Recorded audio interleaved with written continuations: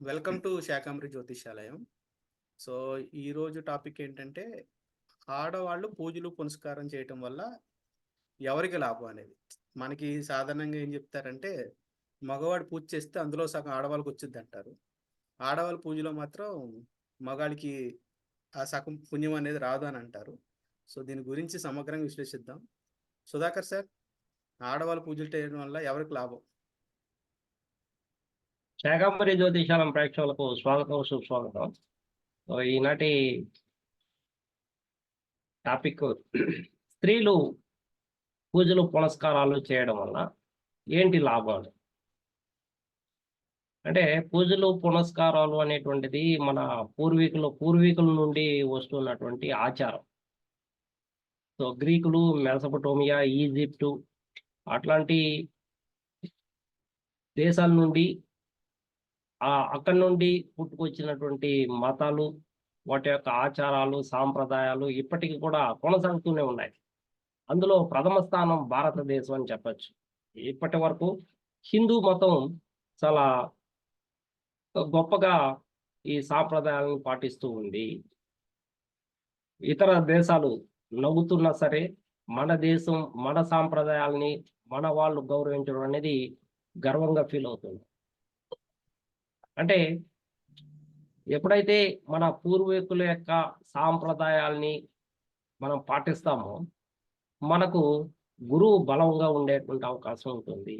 కాబట్టి భారతీయులకి ఎప్పుడు కూడా అదృష్టం కలిసి వస్తుంది. మనము మన పెద్దలు ఏమైతే మనకు అందించారో దాన్ని క్వశ్చన్ చేయకుండా మనం ముందుకు తీసుకువెళ్తున్నాము. సో దానివల్ల మనకి లాభాలు అనేది అధికంగా ఉంటాయి. ముందుగా అందులో ఉన్నటువంటి లాభం ఏంటంటే ఆర్థిక లాభం కంటే ఆరోగ్య లాభం అధికంగా ఉంటుంది. ఆరోగ్యమే మహాభాగ్యం అన్న. హెల్త్ ఈజ్ వెల్త్ అన్న. వెల్త్ ఈజ్ ఫస్ట్ అన్న, హెల్త్ ఈజ్ ఫస్ట్ అన్న. కాబట్టి ఆరోగ్యము మహానందం. ఆరోగ్యాన్ని సంపాదించుకోవాలంటే మనకు ఇచ్చినటువంటి పూర్వీకులు సాంప్రదాయాల్ని గౌరవించుకుంటూ ముందుకు వెళ్ళడమే. అయితే స్త్రీలు పూజలు పునస్కారాలు చేయడం వల్ల లాభం ఏంటంటే స్త్రీలను శక్తి మాతలుగా కొలుస్తాం. ఎక్కడైతే స్త్రీలను గౌరవించబడతారో అక్కడ దేవతలు ఆనందిస్తారు అనేది ఒక నానుడి. ఇది నిజం. కాబట్టి స్త్రీలను మనం గౌరవిస్తున్నాం. మన సాంప్రదాయంలో అది ఒక భాగం అవుతూ ఉన్నది. కాబట్టి స్త్రీలు పూజలు పునస్కారాలు చేయడం వల్ల వాళ్ళలో వినయము, విధేయత, ధర్మము ఇవన్నీ కూడా వాళ్ళ జీవితంలో ఒక భాగంగా, వాళ్ళ ప్రవర్తనలో ఒక మార్పుగా కనిపిస్తూ ఉంటుంది. ఇక్కడ చీర కట్టడం అనేది ఒక అందం, బొట్టు పెట్టడం ఒక అందం, అట్లే పూజలు చేయడం కూడా ఒక అందమే. కాబట్టి స్త్రీ యొక్క ఔన్నత్యానికి ఇది చిహ్నం, పూజలు పునస్కారాలు చేయడం అని. ఏ స్త్రీ అయితే పూజలు పునస్కారాలు చేస్తుందో వారి యొక్క జీవితంలో అదృష్టం అనేది ఉంటుంది అనేది ఇక్కడ మన పూర్వీకులు తెలియజేస్తున్నారు. జాతకరీత్యా మనం ఎలా విశ్లేషణ చేసుకోవచ్చు అంటే, ఒక వివాహితురాలు పూజలు పునస్కారాలు భర్త కోసము, పిల్లల కోసము, లేదా అత్తామామల కోసము, లేదా వంశాభివృద్ధి కోసము పూజలు చేస్తారు. కానీ ఈ కలియుగం అనేది ఏంటంటే పితృదేవతల యొక్క రుణాన్ని తీర్చుకోవడానికి ప్రతి ఒక్కరూ మరొక జన్మ అనేది ఎత్తుతూ ఉంటారు. ప్రజలకు తెలుసో తెలియకో పూర్వీకులు చెప్పినటువంటి సాంప్రదాయాలను పాటిస్తూ ఉన్న కారణంగా ఈ పూజలు పునస్కారాలు అనేది ప్రతి నిత్యము మనము పూజలు చేస్తూ ఉన్నాం. కాబట్టి పితృదేవతల యొక్క రుణాన్ని తీర్చుకునే అదృష్టము భారతీయులకు ఉన్నది అని తెలుసుకుంటున్నాం. అయితే ఒక స్త్రీ 18 సంవత్సరాల వరకు కూడా బాలికే వేళ్ళు అంటారు. అంటే చంద్రుడు అధిపతి అవుతున్నాడు 18 సంవత్సరాల వరకు. ఆ సమయంలో వాళ్ళకి అందం, ఆనందం, ప్రేమ ఇవి కావాలి. ఇవి ఎక్కడైతే దొరుకుతాయో అక్కడ ఎక్కువగా వీళ్ళు వాళ్ళతో సంబంధాలు, కనెక్షన్స్ ఉంటాయి. అంటే తల్లి లేదా తండ్రి ఎవరైతే ప్రేమతో మాట్లాడతారో వాళ్ళకి దగ్గరవుతారు. అత్తామామలు వాళ్ళు ప్రేమతో మాట్లాడతారో వాళ్ళకి దగ్గరవుతారు. అవ్వాతాతలు వీళ్ళ యొక్క సంరక్షణ చూసేటువంటి వాళ్ళు, సలహాలు ఇచ్చేటువంటి వాళ్ళు, ఆరోగ్యం గురించి తెలియజేసేటువంటి వాళ్ళు, సాంప్రదాయాల గురించి తెలియజేసేటువంటి వాళ్ళు. కాబట్టి వాళ్ళతో ఎక్కువగా సంబంధాలు కలిగి ఉంటారు పిల్లలు. మరి 18 సంవత్సరాలు దాటిన తర్వాత వాళ్ళలో ఆశలు, కోరికలు ఎక్కువవుతాయి. దానికి కారణం కుజుడు. కుజుడు 18 సంవత్సరాల నుంచి 24 సంవత్సరాల వరకు కూడా కుజుడు యొక్క పరిపాలనలో వీళ్ళు ఉండే అవకాశాలు ఉంటాయి. అంటే ఈ అధికమైనటువంటి కోరికలు, అందులో భాగంగానే ఆపోజిట్ సెక్స్ వాళ్ళతో మాట్లాడడము, పరిచయాలు చేసుకోవడము. ఎవరితో ఎక్కువగా సంబంధాలు పెట్టుకుంటారంటే ఎవరైతే కర్లింగ్ మజిల్స్ ఉంటాయో, ఫిజికల్‌గా ఫిట్‌గా కలిగి ఉంటారో, ఎవరైతే కర్లింగ్ మజిల్స్ ఉండి ఫిట్‌గా నడుస్తారో, యాక్టివ్‌గా ఉంటారో వాళ్ళతో వీళ్ళు ఆహ్, సంబంధాలు పెట్టుకునే అవకాశాలు ఉంటాయి. అదే అంటే సంబంధాలంటే ఫ్రెండ్‌షిప్ కావచ్చు, మాట్లాడడం కావచ్చు, అటువంటి వాళ్ళని ఇష్టపడడం కావచ్చు ఆ వయసులో. అయితే అటువంటి వరుణ్ణే కోరుకునే అవకాశాలుంటాయి. శారీరక దారుఢ్యం కలిగినటువంటి వరుణ్ణి పెళ్లి చేసుకోవాలనేటువంటి ఆశలు, కోరికలు, కలలు వీళ్ళలో అధికంగా ఉండే అవకాశాలు ఉంటాయి. మరి ఈ ఈ కోరికలనేటువంటివి ఎల్లప్పుడూ ఇలానే ఉంటుందా అంటే కుజుడు భర్తను చూసిస్తాడు ఇక. స్త్రీల జాతకంలో కుజుడు భర్తను చూసిస్తాడు. కాబట్టి వాళ్ళ యొక్క లక్షణాలు ఎవరికైతే ఉంటాయో వాళ్ళ కోసం ఎదురు చూస్తూ ఉంటాం. ఆ తర్వాత పెళ్ళైన తర్వాత వాళ్ళు గురువు గురువు లాంటి భర్త కావాలని కోరుకుంటాం. అంటే గురువు అంటే బృహస్పతి కదా! బృహస్పతి లాంటి అంటే జ్ఞానాన్ని కలిగి ఉండాలా, ధనాన్ని సంపాదించేటువంటి వాళ్ళుగా ఉండాలా, విలువలు కలిగినటువంటి వాడుగా ఉండాలా, సాంప్రదాయాలు పాటించేటువంటి వాడుగా ఉండాలా, పెద్దల్ని గౌరవించేటువంటి వాడుగా ఉండాలా, తల్లిదండ్రులను గౌరవించేటువంటి వాడుగా ఉండాలా. ఎందుకంటే బృహస్పతి వీటికన్నిటికి కారకుడు, పుత్ర కారకుడు పైగా. కాబట్టి సంతానం యొక్క సంరక్షణ కోరుకునేటువంటి వాడుగా ఉండాలా. కాబట్టి రక్షకుణ్ణి, సంరక్షకుణ్ణి కోరుకునేటువంటి వాళ్ళు స్త్రీలు. అంటే రక్షకుడు అంటే కుజుడు. కాబట్టి 24 సంవత్సరాల లోపు పెళ్లి చేస్తే వాళ్ళకి రక్షకుడు లాంటి భర్త కావాలని కోరుకుంటారు. 24 సంవత్సరాల తర్వాత పెళ్లి చేయాలనుకుంటే వాళ్ళు సంరక్షకుణ్ణి కోరుకుంటారు. అంటే ఎవరైతే విలువలు కలిగి ఉంటారో, సాంప్రదాయాలు కలిగి ఉంటారో అటువంటి వ్యక్తిని పెళ్లి చేసుకోవాలని కోరుకుంటారు. అందువల్ల గురువు ఇక్కడ వీళ్ళకి అనుకూలంగా, సానుకూలంగా ఉండాలంటే వీళ్ళ బర్త్ చార్ట్‌లో కూడా వీళ్ళు ఖచ్చితంగా సాంప్రదాయాలను పాటించాలి. సాంప్రదాయాలను ఎవరైతే పాటిస్తారో వాళ్ళకి నీతి, నియమాలు ఉండే అవకాశాలుంటాయి. విలువలు కలిగినటువంటి జీవితాన్ని వీళ్ళు అవలంబిస్తారు. అంటే సత్సంబంధాలు కలిగి ఉంటారు. అందరితోనూ సత్సంబంధాలు కలిగి ఉండి ముఖ్యంగా పిల్లలతో సత్సంబంధాలు కలిగి ఉండి, ఇరుగు పొరుగు వారితో కూడా సత్సంబంధాలు కలిగి ఉండేటువంటి వాతావరణాన్ని వీళ్ళు సృష్టించుకునేటువంటి అవకాశం ఉంటుంది. బృహస్పతి వీళ్ళ జాతకంలో బాగున్నట్లయితే. మరి వీళ్ళ జాతకంలో బృహస్పతి సరిలేకపోతే వీళ్ళు అన్ని రకాలుగాను భ్రష్టు పడేటువంటి అవకాశం.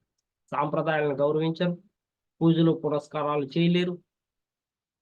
ఎందుకంటే గురువు సానుకూలంగా లేడు, అశుభ స్థానంలో ఉన్నాడు. కాబట్టి వీళ్ళు ద్వేషిస్తారు. దేవుణ్ణి ద్వేషించడము, దేవుడు లేడని చెప్పడము, వ్యతిరేకమైనటువంటి మాటలు మనం వింటూ ఉంటాము. కాబట్టి అందమైనటువంటి స్త్రీ, అనురాగమైనటువంటి స్త్రీ, అపురూపమైనటువంటి ప్రేమానురాగాలు కలిగినటువంటి స్త్రీ అంటే బృహస్పతిని అనుసరించాలి. వారు మాత్రమే అన్ని సత్సంబంధాలు కలిగి ఉంటారు. అత్త మామలతోనూ, పిల్లలతోనూ, భర్తతోనూ. వారి కుటుంబము, వారి యొక్క జీవితము సుఖ సంతోషాలతో గడుస్తుంది. ధనానికి కారకుడు గురువు. కాబట్టి వీళ్ళకి జీవనం సరిగా సక్రమంగా జరగాలంటే కూడా గురువు యొక్క అనుకూలత ఉండాలి. ఈ కాలంలో చాలా మంది భార్యాభర్తలు ఇద్దరు కూడా సంపాదిస్తున్నారు. అయితే పూజలు పునస్కారాలు కూడా వాళ్ళు మెండుగా చేయాల్సినటువంటి ఆవశ్యకత ఎంతైనా ఉంది. బృహస్పతి యొక్క అనుకూలత ప్రతి ఒక్కరికి ఉన్నప్పుడే జీవితం సుఖంగా నడుస్తుంది. బృహస్పతి అంటే విస్తరణకి కారకం. కాబట్టి విస్తరింపజేస్తాడు. మీ వంశాభివృద్ధిని అభివృద్ధి చేస్తాడు. మీ వంశాన్ని అభివృద్ధి చేసేటువంటి అవకాశం బృహస్పతికి మాత్రమే ఉంది. కాబట్టి మీ వంశం అభివృద్ధి కావాలన్నా, మీరు పురోగతి సాధించాలన్నా, మీ మీ యొక్క శాలరీ అంటే జీతం సంపాదించే జీతం సక్రమమైనటువంటి మార్గంలో ఖర్చు పెట్టాలన్నా కూడా ఖర్చు కూడా కారకుడు బృహస్పతే కదా. ద్వాదశ భావానికి అధిపతి అవుతున్నాడు. కాబట్టి సక్రమ మార్గంలో మీరు సంపాదించినటువంటి సంపాదనని సక్రమ మార్గంలో పెట్టాలంటే కూడా బృహస్పతి యొక్క అనుకూలత ఎంతైనా అవసరం ఉంది. ఈ విధంగా వీళ్ళు స్త్రీలు పూజలు పునస్కారాలు చేసుకుంటే వీళ్ళలో ఓర్పు, సహనము అభివృద్ధి అవుతుంది. కోపము, దుఃఖము, అసహనం ఇవన్నీ తగ్గేటువంటి అవకాశం ఉంటుంది వీళ్ళ జీవితంలో. అంటే ఆడవారికి ఓర్పు కావాలి, సహనం కావాలి. ఎక్కడి నుండి వస్తుంది? ఎప్పుడైతే పూజ చేయడానికి ఒక 20 నిమిషాలు పడుతుంది. ఆ 20 నిమిషాల్లో చాలా చిన్న చిన్న పనులు చేస్తారు. అంటే పటాలన్నీ తుడుచుకోవడము, బొట్టులు పెట్టడం అనేది చాలా ఓపికగా ఉన్నటువంటి వాళ్ళకు మాత్రమే సాధ్యమవుతుంది.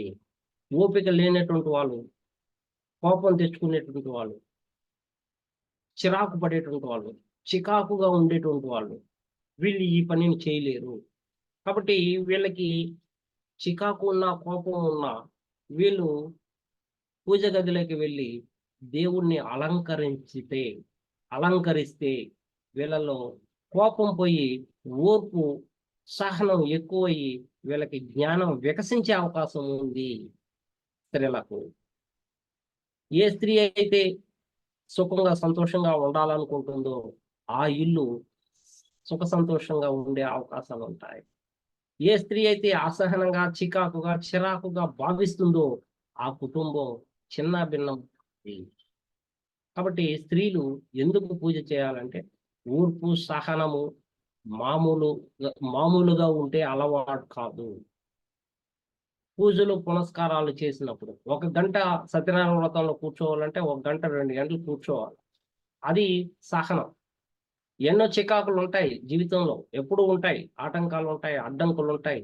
కానీ నువ్వు 1 గంట కాన్సన్ట్రేషన్తో, ఏకాగ్రతతో మీరు ఒక చోట కూర్చోగలుగుతారా? ఒక చోట చెడు ఆలోచనలు లేకుండా 1 గంట కూర్చోగలుగుతారా అని మనం ప్రశ్న వేసుకున్నప్పుడు మనకు అలవాటు చేసేది ఓర్పు, సహనం అనేది ఈ పూజా పునస్కారాలు ఎవరైతే పూర్వీకులు మనకు అందించారో అవి మనం తూచా తప్పకుండా ప్రశ్న వేయకుండా మనము చేయగలిగితే మన జీవితంలో అంత పురోగతి లభిస్తుంది అనేది ఇక్కడ ప్రధానమైనటువంటి సారాంశం. పెద్దరాజు సార్.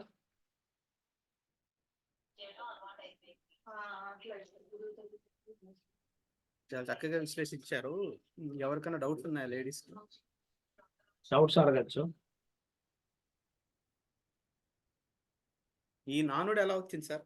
మగవాళ్ళ పూజల్లో సగం ఆడవాళ్ళకి వెళ్తుంది కానీ ఆడవాళ్ళ పూజల్లో సగం మగవాళ్ళకి రాదు. అంటే వంశాభివృద్ధికి పురుషుడు మూల కారణం అంటారు కదా. కాబట్టి మీరు చేసేటువంటిది, మగవాళ్ళు చేసేటువంటిది ఏ కార్యమైనా అది సగం భార్యకు కూడా వర్తిస్తుంది. సగభాగమే. నీలో సగభాగం ఆమెలో సగభాగం నువ్వు అని చెప్పలేదు. మీలో సగభాగం భార్య అన్నారు. కాబట్టి ఏదైనా సగం ఆమెకు వర్తించేటువంటి అవకాశాలు ఉంటాయి. అటు పురుషుల మీద ఇంకోసారి మనం వీడియో చేస్తాం. సో ఎలా ఆ సగం వెళ్తుందో చెప్తాం అనమాట. సో ఇప్పుడు ఈ పూజలు పునస్కారాలు ఎందుకు చేయాలి, ఏంటి లాభం అంటే వాళ్ళ జీవితం అనేది ఒక పురోభివృద్ధిలోకి వెళ్ళాలంటే ఖచ్చితంగా పూజలు పునస్కారాలు చేయాలా. అప్పుడే వాళ్ళు మెంటల్ కండిషన్ బాగుండే అవకాశాలు ఉంటాయి. సో అంటే మానసికంగా ఎక్కువగా ఆలోచించేది స్త్రీలే.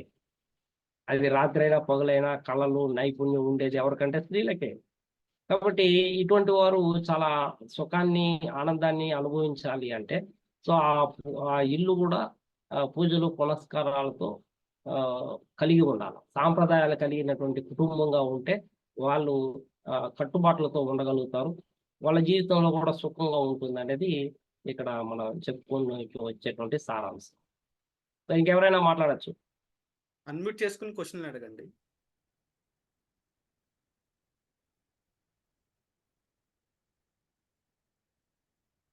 ఓకే. రైట్. ఓకే. ఎవరికి డౌట్స్ లేవు కాబట్టి వీడియోని ఎండ్ చేద్దాం. Thanks for watching Shakambari YouTube channel.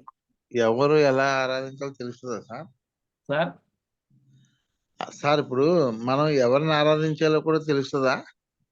ఎవరిని ఆరాధించాలనే ఇష్టం తెలుస్తుంది కదా. మన ఇష్ట దైవం ఎవరంటే మనకు పంచమాధిపతి ఎవరై ఉంటారు, ద్వాదశాధిపతి ఎవరై ఉంటారు, ఆ నక్షత్రాలకు అధిపతి ఎవరై ఉంటారో దాన్ని బట్టి మన ఇష్ట దైవాన్ని మనం తెలుసుకోవచ్చు. సో పంచమ స్థానాన్ని బట్టి మన ఇష్ట దైవాన్ని తెలుసుకోవచ్చు అన్నమాట.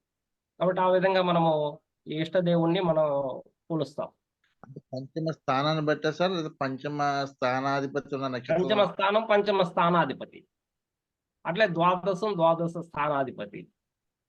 సో ఈ రెండింటిని మనము అక్కడ బేరేజ్ వేసుకొని సో ఇష్ట దైవారాధనని చేస్తారనమాట. కొంతమంది 5th లార్డుని తీసుకుంటారు, కొంతమంది 12th లార్డుని తీసుకొని పూజలు చేస్తుంటారు. ఇప్పుడు మనం 5th లార్డు మిథున లగ్నం అనుకోండి, 5th లార్డు శుక్రుడు అంటే స్త్రీ దేవత అంటే మీకు చాలా ఇష్టం అంటే అవునంటారు.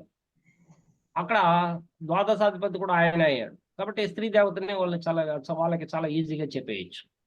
ఇప్పుడు అట్లే వృషభ, ఇప్పుడు మేషం తీసుకున్నారు అనుకోండి, మేషానికి పంచమము సూర్యుడు అవుతున్నాడు.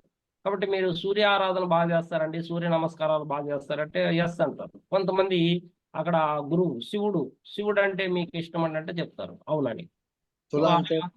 ద్వాదశ భావాన్ని లేదా పంచమ భావాన్ని తీసుకొని మనం వాళ్ళ యొక్క ఇష్ట దేవతారాధనని మనం కనిపెట్టి చెప్పవచ్చు.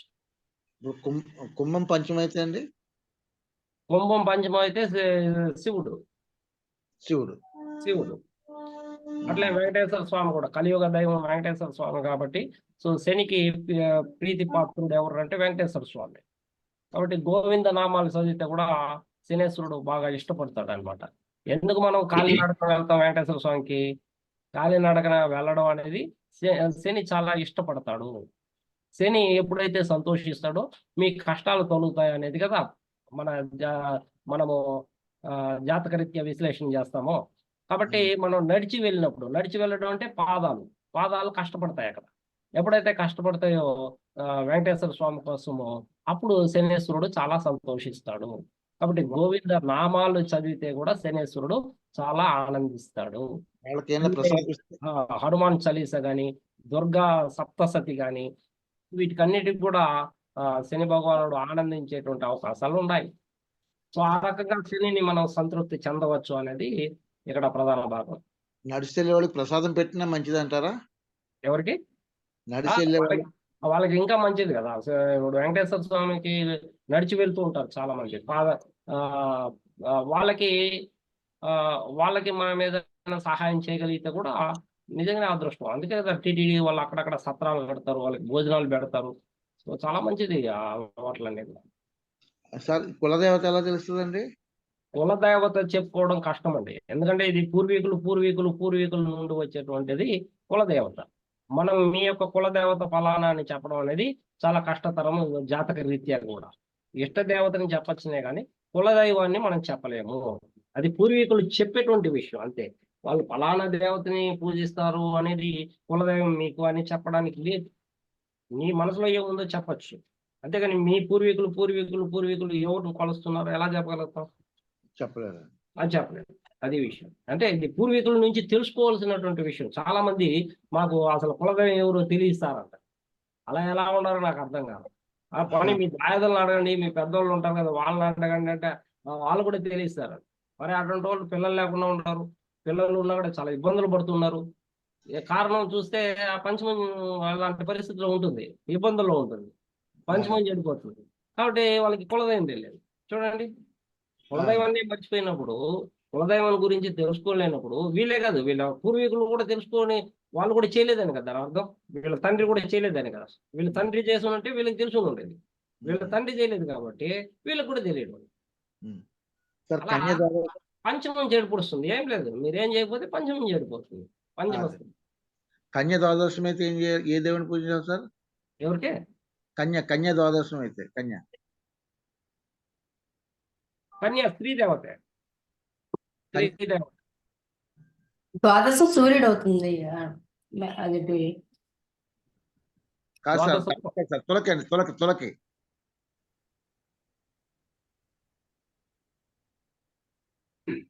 ఓకే, ఇంకెవరికైనా సబ్జెక్ట్ మీద డౌట్ ఉందా? డిబేట్ సబ్జెక్ట్ సార్ మేన లగ్నం వాళ్ళకి పంచమము మనకి ఇది అవుతుంది కదా సార్, కర్కాటకం. అంటే చంద్రుడిని తీసుకుంటే శివుడిని గట్ట మనం ఆరాధించవచ్చు అక్కడ. శివుడిని, చంద్రుడిని తీసుకుంటే శివుడు, చంద్రుడిని తీసుకుంటే శివుడు, బుధుడిని తీసుకుంటే మహావిష్ణువు. ఇక్కడ బుధుడికి రెండు ఇళ్ళు ఉన్నాయి. అంటే మిథునం ఉంది, కన్య ఉన్నది. అవును కాబట్టి సార్, అది కన్య మేన వచ్చి స్త్రీ చిహ్నం అనమాట ఇక్కడ కన్య. సో అందువల్ల స్త్రీ దేవతను కొలుస్తాము, అట్లే మహావిష్ణువుని కొలుస్తాం. మేనం సార్, మేనంకి. మేనము మహావిష్ణువు, మోక్షానికి కారకుడు ఆయనే కదా మహావిష్ణువు. పంచమం మనకి కర్కాటకం అవుతుంది కదా సార్. ఎవరికి? మేనానికి. మేన లగ్నానికి. మేనానికి పంచమం శివుడు, శివుణ్ణి ఆరాధించాలి. శివుడినే సార్. మళ్ళీ ద్వాదశం కుంభం అవుతుంది. ద్వాదశం కుంభం అన్నప్పుడు మళ్ళా కూడా ఆయన నారాయణుడు కానీ లేదా శివుని కానీ ఆరాధించాలి.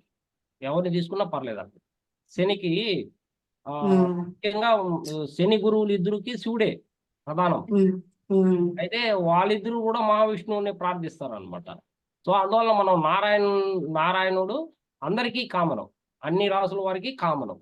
ఎందుకంటే మోక్ష ప్రదాత ఆయన్ని వదిలేసి మనం ఇంకెవరిని కొలవలేము.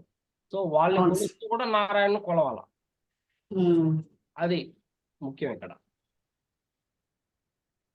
కాబట్టి డబ్బులు కావాలన్నా, డబ్బుల పరంగా ఆర్థిక పరంగా ఇబ్బందులు ఉన్నాయా, మీరు శుక్రవారాలప్పుడు మీరు స్త్రీ దేవతను అంటే దుర్గాదేవిని పూజించాలి. మీకు కష్టాలు, ఆర్థికంగా కష్టాలు అధికంగా ఉన్నాయి, హనుమంతుని కూడా పూజించవచ్చు. సో శనివారం కానీ మంగళవారం కానీ హనుమంతుని పూజిస్తే కొన్ని దెయ్యాలు, భూతాలు, పిశాచాలు ఇటువంటి కళలతో బాధపడుతున్న ఆ కుటుంబం బాధపడుతూ ఉంది అనేసి తెలిసిన, ఆర్థికంగా పురోగతి లేదని తెలిసినా కూడా హనుమంతుని కానీ దుర్గాదేవిని, అంటే దుర్గా అంటే దుర్గతుల్ని తొలగించే ఆమె. కాబట్టి మనకు దుర్గతులు ఎక్కువగా ఉన్నాయి మన జీవితంలో. కాబట్టి దుర్గాదేవి కాళ్ళు పట్టుకోవాలా. లేదా గణపతి, మన గణపతి అంటే ఎవరు? మన అడ్డంకులను తొలగించేవాడు. మనకు అడ్డంకులు అన్ని వస్తున్నాయి, ఆటంకాలు వస్తూ ఉన్నాయి, వాటిని తొలగించేటువంటి వాడు గణపతి. కాబట్టి గణపతి, దుర్గాదేవి, హనుమాను, సో వీళ్ళని ప్రతి ఒక్కరూ పూజించాల్సింది, ప్రతి ఒక్కరూ పూజించాల్సింది, ఏ రాశి వాళ్ళైనా సరే. Okay sir. ఓకే సార్, ఏం చేయండి, రికార్డింగ్ స్టాప్ చేశారా లేదా? ఓకే, థ్యాంక్స్ ఫర్ వాచింగ్ శాకంబ్ యూట్యూబ్ ఛానల్. ఈ వీడియో కానీ నచ్చినట్టయితే మీకు లైక్ చేయండి, షేర్ చేయండి, శాకంబ్ సబ్స్క్రైబ్ చేసుకోండి. థ్యాంక్స్ ఫర్ వాచింగ్ శాకంబ్ యూట్యూబ్ ఛానల్.